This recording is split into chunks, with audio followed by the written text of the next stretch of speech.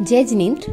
तो आज जानते हैं कि आदिनाथ दादा को दीक्षा के पश्चात 400 दिनों तक आहार क्यों नहीं मिला था और वर्षी तप क्या है, वर्षी तप कब से शुरू हुआ। तो चलिए शुरू करते हैं। वर्षी तप में 400 दिनों तक तप किया जाता है। चैत्रवदी अष्टमी यानी कि जिस दिन आदिनाथ दादा का जन्म एवं दीक्षा कल्याणक है, उस दिन से यह तप शुरू होता है और 400 दिन बाद अक्षय तृतीया के दिन यानी कि आखा तीज के दिन इस तप का पाड़ना इक्षु रस यानी कि गन्ने के रस से होता है। अब वर्षी तप कब से शुरू हुआ? तो यह तप तीसरे आर्य में आदिनाथ दादा के समय में शुरू हुआ था। तो चलिए जानते हैं कि इस तप के पीछे की कहानी क्या है। चैत्रवदी अष्टमी के दिन प्रथम तीर्थंकर आदिनाथ दादा ने दीक्षा अंगीकार की। दीक्षा के बाद उन्होंने प्रतिज्ञा ली कि 6 माह तक वो अन्न जल ग्रहण नहीं करेंगे। फिर 6 माह के बाद जब प्रभु पाड़ने के लिए निकले तो जहाँ भी वो जाते तो राजा समझकर कोई उन्हें घोड़ा, बैल, कोई अपनी कन्या, कोई सोने चांदी ये सब भेंट करता, पर लेकिन उन्हें निर्दोष गोचरी कोई भी नहीं देता था। ऐसा करते करते 6 माह और निकल गए तो प्रभु को 400 दिनों तक आहार और पानी कुछ भी नहीं मिला। तो उसके 2 कारण हैं। पहला कि उस वक्त किसी को ये नहीं पता था कि निर्दोष गोचरी क्या होती है, और दूसरा प्रभु के लाभ अंतराय कर्म का उदय। तो ऐसा करते करते 400 दिन बीत गए तो प्रभु को पालना किस भाग्यशाली ने कराया। हस्तिनापुर नगर के राजा सोमयश थे। उनके बेटे का नाम श्रेयांश कुमार था, जो प्रभु आदिनाथ दादा के पर पौत्र थे। अक्षय तृतीया की पहली वाली रात को श्रेयांश कुमार को सपना आया। उस सपने में उन्होंने मेरू पर्वत को देखा जो थोड़ा सा काला दिख रहा था। उस मेरू पर्वत को उन्होंने दूध से अभिषेक करके एकदम चमका दिया। इस तरह उनके पिता को भी एक सपना आया कि एक राजा है जो अकेला खड़ा है, उसके आजू बाजू अनेक दुश्मन खड़े हैं और वह राजा श्रेयांश कुमार की सहायता से सभी दुश्मनों पर विजय प्राप्त कर लेता है।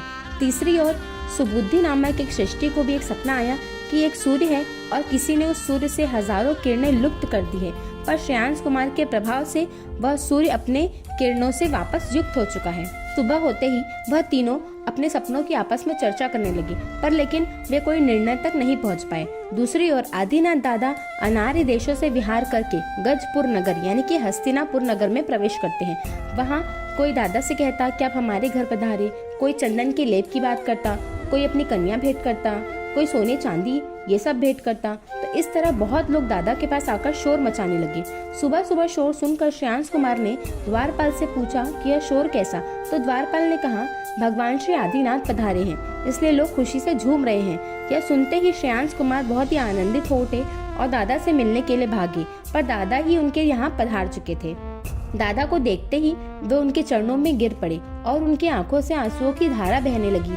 ऐसा लग रहा था मानो वो अपने आंसुओं से दादा का पक्षाल कर रहे हों। उन्होंने 3 प्रदक्षिणा दी और प्रदक्षिणा देते देते उन्हें जाति स्मरण ज्ञान हुआ।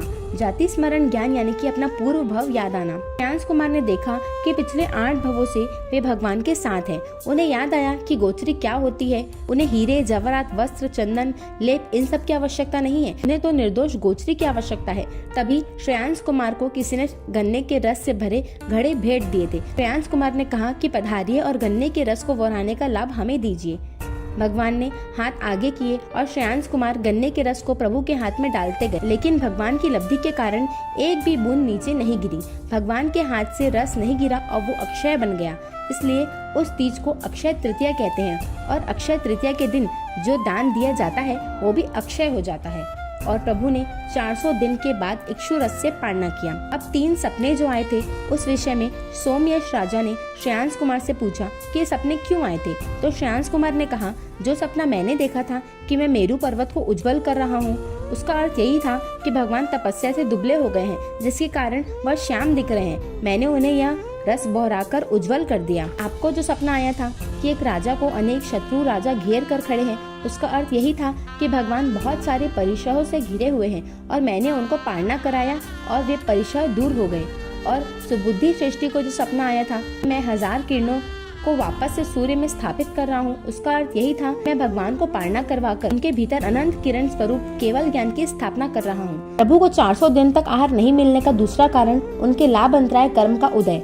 कर्म ऐसी चीज है कि हर किसी को अपने कर्मों का फल भोगना ही पड़ता है, स्वयं भगवान को भी। ने किसी पूर्व भाव में एक किसान अपने बैल से बहुत परेशान था क्योंकि वह उसकी पूरी फसल खा जाता था। तो आदिनाथ दादा के जीव ने किसान को सलाह दी कि बैल का मुंह बांध दो। जिससे बैल के भोजन में अंतराय हुआ और मुख बांधने पर उस दरमियान बैल ने 400 बार श्वास ली और छोड़ी। इस कर्म के उदय से प्रभु को 400 दिनों तक आहार नहीं मिला। परमात्मा की समता में कहीं कोई कमी नहीं आई। परमात्मा ने 400 दिनों तक आहार पाने के अंतराय को सहर्ष स्वीकार किया और अपने अंतराय कर्म तोड़े। भी उन्हीं के पद चिन्हों का अनुसरण करते हुए शुभ भावों से हमें भी अपने अंतराय कर्मों को तोड़ने के लिए परमात्मा आदिनाथ के स्मरण में उनकी भक्ति स्वरूप वर्षी तप की आराधना करनी चाहिए। और यदि आप शक्ति नहीं है तो कम से कम जो आराधक जो तपस्या कर रहे हैं उनकी सेवा करें और उनकी अनुमोदना करें।